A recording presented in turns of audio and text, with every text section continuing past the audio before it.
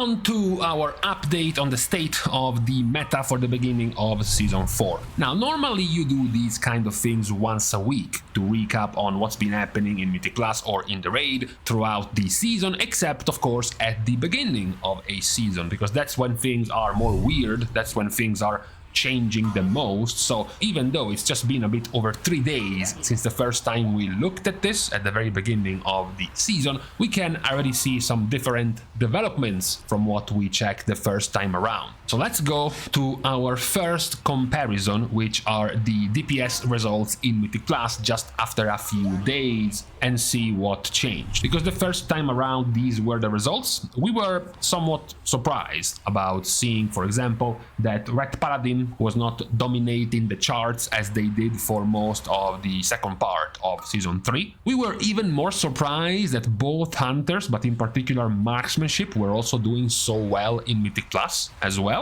Destro Warlock alongside Demo were also doing quite well in Mythic Class too, so it did have some possible surprises in store for the season if some of these results continued. However, it has just been a few days and we seem to have restored the balance in Mythic Class, at least for a few specs. First in line, Retribution Paladin, who seems to have come back from their break and they took their #1 DPS spot in Mythic Plus again. Some of the other results, especially the surprising ones, actually have not changed. Marksmanship is indeed still there, performing quite well. Beast Mastery is also performing better than the end of Season 3. We have Destruction Warlock actually also improving their performance. And then the ones that we might actually get to call a surprise could be both Elemental Shaman and Devastation Evoker, because they are basically the gatekeepers of the middle of the pack, pushing actually all of the mage specs below them right now in terms of damage. Some of the results are of course still quite niche, because for example, just by looking at the number of runs of a Marksmanship Hunter, for example, they are like 12 times less played than a Beast Mastery Hunter despite their popularity. Definitely not the same as Destruction. Destruction is not really that unpopular comparing their runs. It's definitely less played than Demo, but it's still a pretty popular pick in Mythic Plus. Once more, it is always worth reminding as we talk about these results that some specs are changing their tier set compared to others. For example, Red is not actually changing their tier set, so it's not that we are waiting for the surprise change in DPS for when they get their hands on their, I guess, new old tier set for Season 4. Other specs are changing their tier set. For example, Shadow Priest is changing their tier set. But at the very least, for the top results, it's not the norm, because Red, Demo, Outlaw, Beast Mastery, Marksmanship, basically the specs you see at the top, besides Shadow as well as Destruction, are actually keeping their tier set. So it's not that we get some surprise changes as we go deeper in this season when these specs will get their hands on the tier sets. What could change more is the beginning of the next week, when the second bullion will be acquired and many players will get their hands on their first best in slot of choice, which for many players could be a game changing or rotation changing or burst cooldown changing trinket, for example. That could actually have a pretty big impact on the performance of some of these specs. Now, talking about the meta compared to what we saw a few days ago, let's just get rid of the obvious, which is the tanks. Vengeance is continuing to grow. They started Season 3 in the 45-ish% range and peaked at 96%. This season they start even higher. They started at 60%, now they are at 70%. So from the get-go, basically we have a domination of Vengeance when it comes to tanks. It is funny that we continue to have the opposite when it comes to healers. They are the most diverse we have ever had in terms of options when it comes to healing. It is still worth mentioning though that Restoration Druid is actually practically the only spec that grew from a few days ago. pretty much all of the other healers lost about 1% or so of popularity. Discipline went from 12 to 11, Holy Priest went from 10 to 9, Holy Paladin went from 9 to 8, Mistweaver went from 22 to 21, and then you have Resto Druid going from 25 to 32. So basically they stole a few percentages away from the rest of the healers. What we could also call surprising actually is what we see with the DPS, because when we looked at the first time we were like, okay, of course, Red Paladin is already at 17%. They are already the most popular spec in Mythic Plus just after a couple of days, and this will just continue to rise. Actually, we got to a stop. Red Paladin has been going backwards in these past few days, to the point where at the moment, at least by a few percentages, Retribution Paladin amongst the top level keys, 9 to 10 to 11 keys right now, it's actually slightly lower down than Shadow Priest, which is also the spec that gained the most from last week.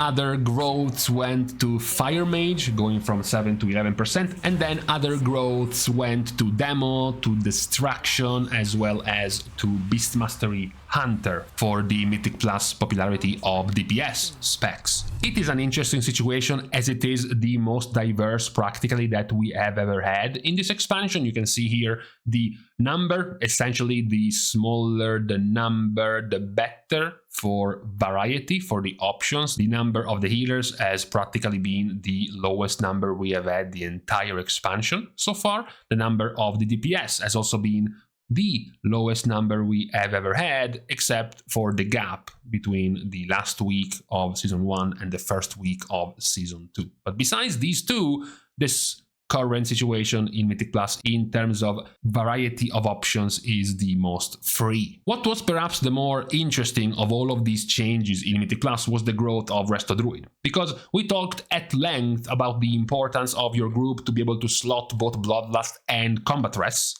However, it seemed like with Red Paladin and now even the Warlock specs being popular choices, the Combat Rest was being quite covered. And yet, Restoration Druid continued to grow. These are, right now, the most popular compositions, as seen here by the number of runs plus the average top level keys completed by these groups. Now, we mentioned this before. I'm not gonna take full credit for this, but I was pointing out what's gonna happen if a healer is popular when their DPS counterpart in the same class isn't, and then suddenly the DPS becomes popular and then the healer version becomes less and less popular. At the beginning of the next season, if the DPS is already popular, it is likely that the healers will not have nearly as much of a room to be played in the top meta comps. And right now, when it comes to the healer version of Priest, it seems like it is what is happening. They are being pushed out from the compositions in favor of Shadow. Our other prediction didn't go nearly as well. We were talking about what if the growth of the Bloodlust healers is going to allow compositions to start ditching mages, because now you can get your Bloodlust from here, so you can make your comp with Shadow, with Ret, and with Demo, or Shadow, Ret, and BM, maybe Demo, Augmentation, and Havoc. Doesn't seem the case, actually. Fire Mage has continued to be the popular choice. Yes, we have a handful of compositions with the Resto Shaman getting rid of Mage, same goes here, but the most used replacement for a Mage right now seems to still be a DPS. Either Beast Mastery, taking the place of a Mage in multiple compositions towards the lower end, or Augmentation Evoker, also often taking the place of a mage spec, but not nearly as much your healers, taking the Bloodlust spot away from a mage. We have, of course, not even bothered to mention the tank, because, you know, it's pretty much just Purple City over there. And that is what we have right now when it comes to Mythic Plus. Now, moving over to the raid, which might also be prone to some significant changes. This was the situation just a couple of days into Heroic of Vault of the Incarnates. It's pretty funny to look at the changes now because of how wildly numbers can change in Heroic. Marksmanship was at the top, and now suddenly we have Arcane Enhancement and Red Paladin in the top 5. If you compare them to just a few days ago, Arcane was not even in the top 10, Enhancement was in the bottom half, and Red Paladin was also in the bottom half. Just a few days, and they are now suddenly in the top 5. There have been some consistent results, not nearly as swingy as these ones. For example, Shadow Priest, Balanced Druid, Survival, Elemental, Destruction and Affliction, as well as Assassination and Feral and Frost Decay continue to be in the bottom of the results of the raid as far as Heroic goes. However, it's still Heroic, right?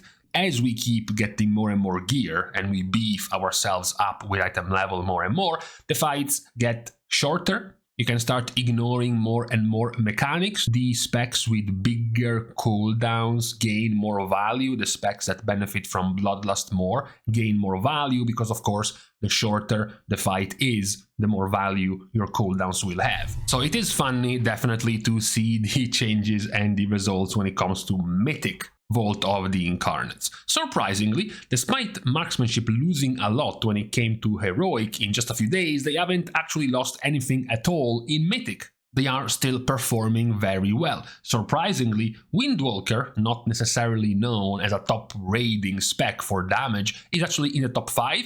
Shadow Priest, as we mentioned, being in the bottom in Heroic, is actually towards the top when it comes to Mythic. We also mentioned Elemental being towards the bottom in Heroic, actually also being towards the top in Mythic. Arcane, that was doing so well in Heroic, is now a bottom tier spec when it comes to Mythic. And much like we mentioned in Heroic, there are other specs that have been more consistent without all of these wildly different results from Heroic to Mythic. Again, we have Survival, again we have Affliction, again we have Demo, both of the Druid specs, Assassination Rogue. These have comfortably remained towards the bottom of the results. It will be definitely much harder to gauge all of these results, given that in just a couple of days we're going to be moving away from Vault of the Incarnates and getting into Aberus, so there won't be much more room to see how these specs progress in this raid, as we have to change quickly to a whole bunch of new different bosses to see how these specs are performing. Now, while we haven't really looked at the results of the healers in Mythic class, because it's not really that relevant to check the HPS, for example, of the healers in Mythic class, it's definitely more relevant to check the HPS of the healers in the raid. We were somewhat surprised in the first few days of Season 4 to see that Preservation Evoker and even Resto Shaman and Holy Priest were the ones performing the best. So what has happened in just a few more days of performances in the raid is actually nothing. It's nothing because these are the specs that are continuing to perform quite well in the raid, with Preservation Evoker on top, still followed by Restoration Shaman. Then you have 4 specs much more close to each other, even if they are ranked this way. Holy Priest, Restoration Druid, Mistweaver Monk and Holy Paladin are all very close to each other in terms of results.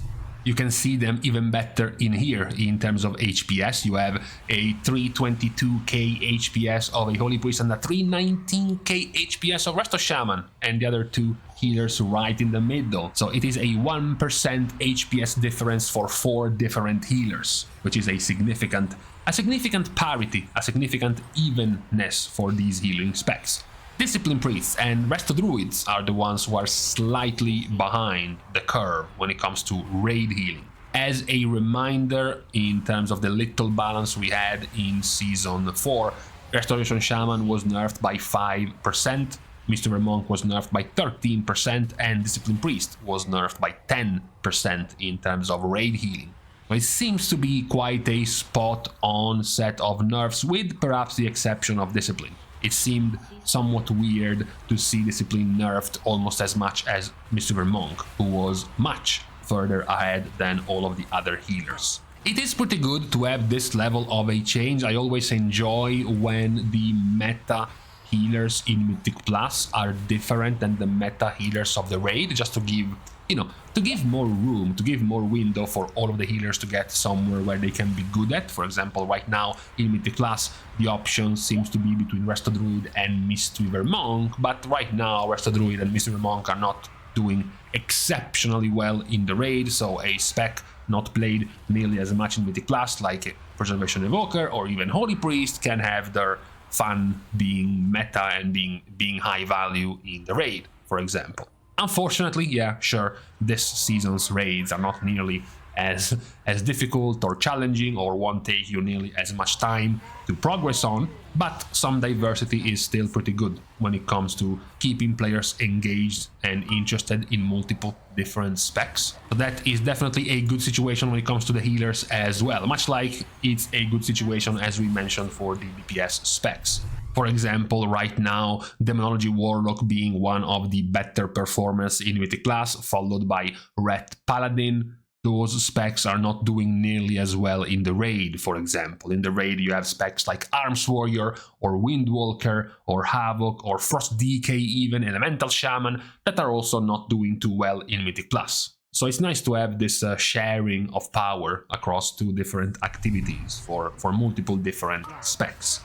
So for today, on this Sunday, this was our PvE recap of the development of the meta when it comes to the beginning of Season 4. We will continue to monitor the changes as more and more specs get their new tier set to whoever is actually going to change the tier set in this season, and then the beginning of the next week, where we get to have our fortified Mythic Plus week, plus the first bullion item for players to get their first best in slot item. That might also change some things in terms of the power level of the specs. But for today, on this weekend, we are now leaving each other. We're starting the goodbyes as usual by thanking all of the Patreon supporters for the contribution and the help, which can, as usual, also be given completely for free.